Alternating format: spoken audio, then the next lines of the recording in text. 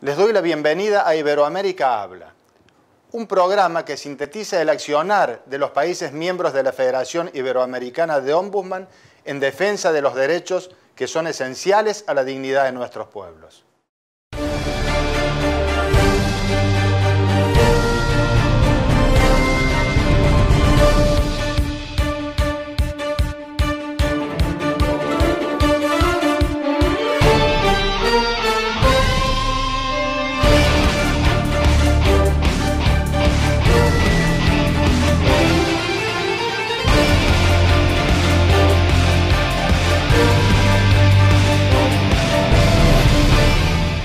El 3 de abril del año 2002, en la provincia de Tucumán, Argentina, Marita Verón, una joven madre de 23 años, fue secuestrada cuando se dirigía a un centro asistencial para una revisión médica. En el largo proceso de esta investigación judicial, los fiscales que intervinieron en la causa sustentan que fue un secuestro con fines de trata de personas para prostitución. Pero fue el accionar de la madre de esta joven lo que aportó certeza en este punto, pues al disfrazarse de prostituta para entrar a prostíbulos y cabarets en búsqueda del rastro de su hija aún sin aparecer, logró apoyar en la liberación de muchas jóvenes en esta situación, confirmando que su hija es víctima de este delito.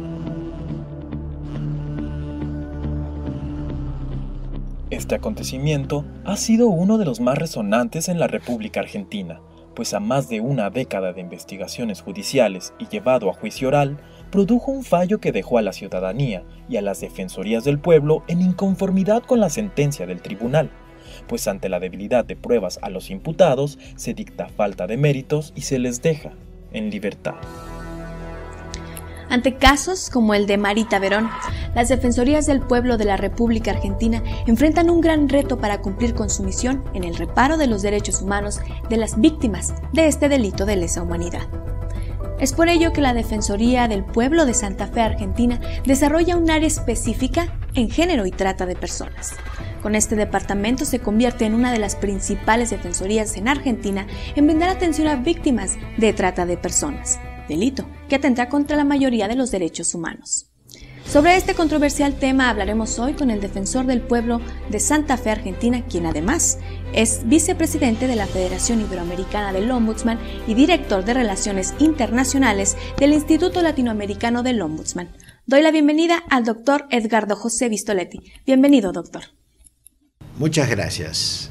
Es para mí un enorme placer poder participar, porque este medio ha generado una gran expectativa en la Federación Iberoamericana del Ombudsman y hasta donde sé está cumpliendo esas expectativas de ser un canal de enorme eficacia para hacer conocer todo lo vinculado a los derechos humanos de Latinoamérica que despertara el señor comisionado estatal de los derechos humanos de Chihuahua, José Luis Armendáriz González, cuando presentó esta idea para desarrollar juntamente con nuestra red de comunicaciones. Agradezco sus palabras y la oportunidad de poder dialogar con usted.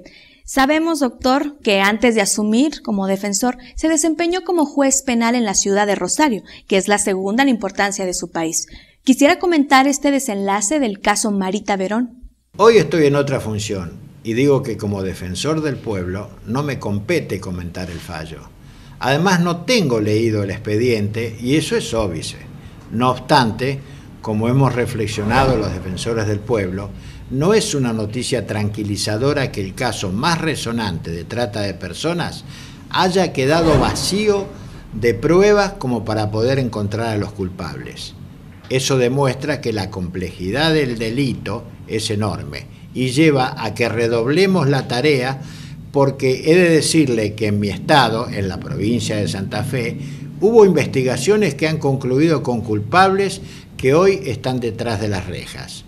No quisiera extenderme, pero al menos en 2 casos en los que intervino nuestra Defensoría, no solo se pudo rescatar a mujeres que estaban esclavizadas sexualmente, sino que sus captores fueron apresados y condenados. Doctor Vistoletti, decíamos al comienzo del programa que fue su defensoría una de las pioneras en interesarse en la atención de esta problemática de la trata de personas. ¿Pudiera narrar algunos detalles? El alerta nos llegó a través del informe de la Organización Mundial de Migraciones, en el que se mencionaba que en la provincia de Santa Fe, de la República Argentina, era un territorio de captación de mujeres para prostitución forzosa que ejercían ese oficio en otros puntos del país y principalmente eran vendidas sobre todo a países europeos.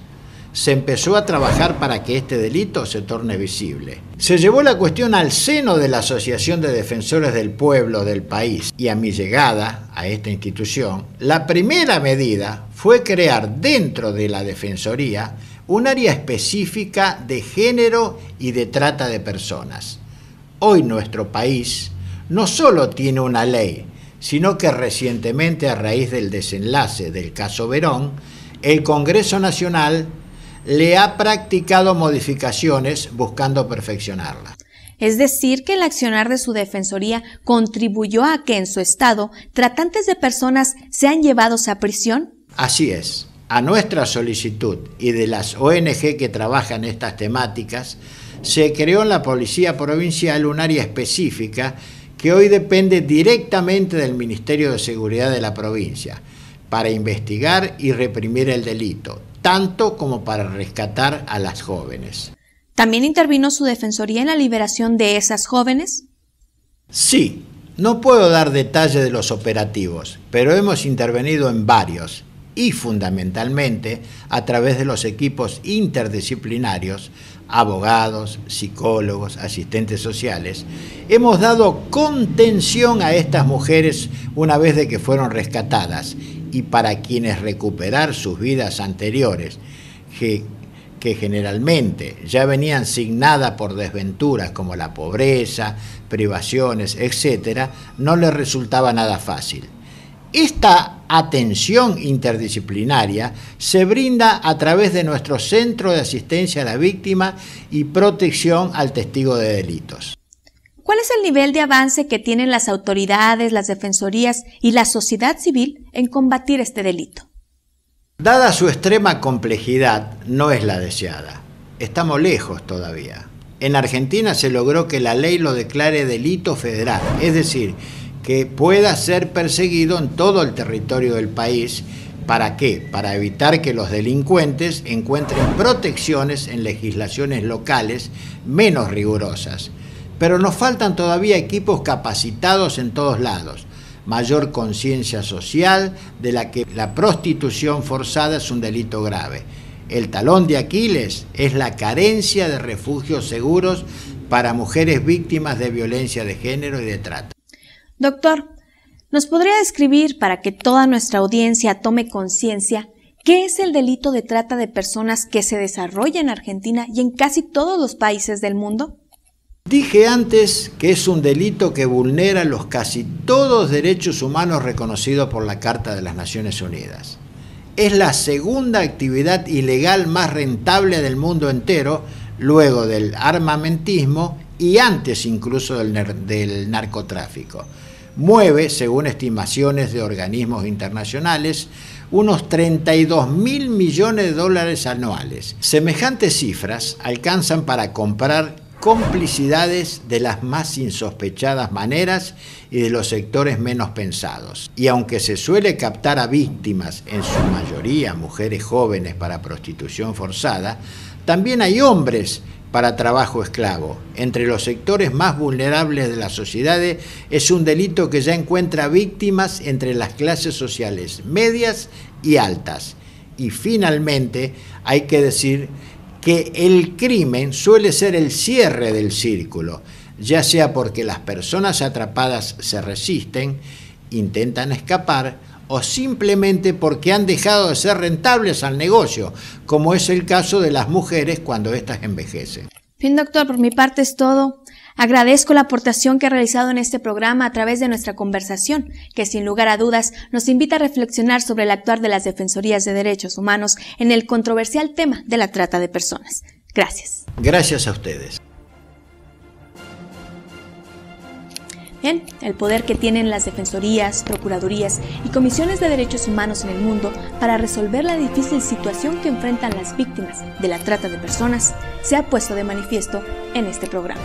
Soy Elena Paredes y lo espero en la próxima emisión de Iberoamérica. Hasta pronto.